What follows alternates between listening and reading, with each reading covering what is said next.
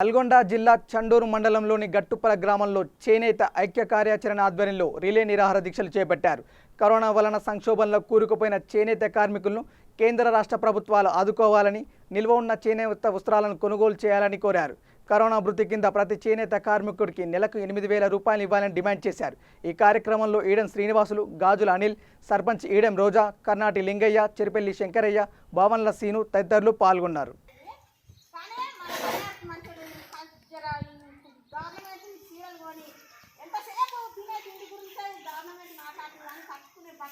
మాట్లాడే మానవే కర్రయ్యిండు. మన బట్ట గురించి పట్టించుకొని మన చేనేత చీరలను కొని మన నాపదల నుంచి బయట పడేయాలి. ఈ గవర్నమెంట్ మన చీరలన్నీ కొనాలి, కొని మా కష్టాలు తీర్చాలి.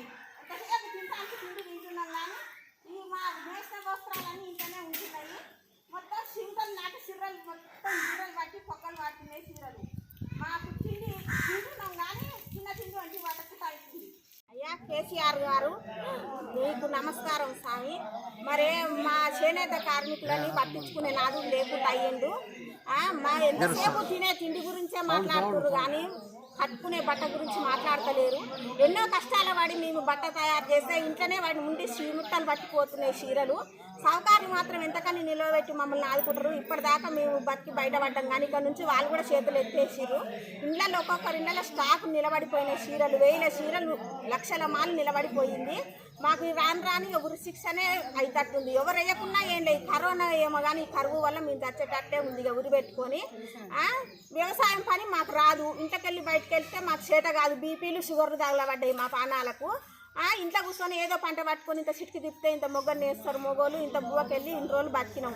ఇప్పుడు ఆ చీరలు పోతలేవు. మాకైతే ఆకలి సాగులు తప్ప ఇంకేం లేవు ఇంతకు మించి.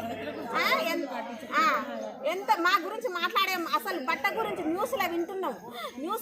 మా చేనేత కార్మికుల గురించి ఒక్క మాటన్నా వెళ్తుందేమో అని ఆనిముత్యం లాగా.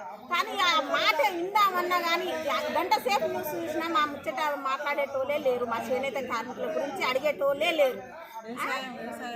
వ్యవసాయం ఎంతసేపు తినే తిండి గురించే కానీ కట్టుకునే బట్ట ఒకరోజు పువ్వు తినకుండా ఉపాసం ఉండొచ్చు కానీ వస్త్రం లేకుండా ఉంటాం. ఆయన ఎందుకు మమ్మల్ని ఇట్లా కష్టాలు పెడుతుంది? చేనేత కార్మికులకు ఒక్కరికే కష్టాలు ఉన్నాయి కరోనా వల్ల. అన్ని మంచిగా కిరాణాలు నడుస్తున్నాయి, బియ్యం తింటున్నారు, సామాన్లు తింటున్నారు, అన్నీ నడుస్తున్నాయి. అన్ని కులాలకు నడుస్తున్నాయి. కానీ ఒక చేనేత కార్మికులే వెనక పడిపోయారు. చింటలు పడిపోతున్నాయి చీరలు అయితే. ఎట్లా చేస్తారో ఇక మీరే ప్రభుత్వం ఆదుకోకుండా మాత్రం ఈ నెల రోజులలో మాకు శిక్షలే శరణ్యం.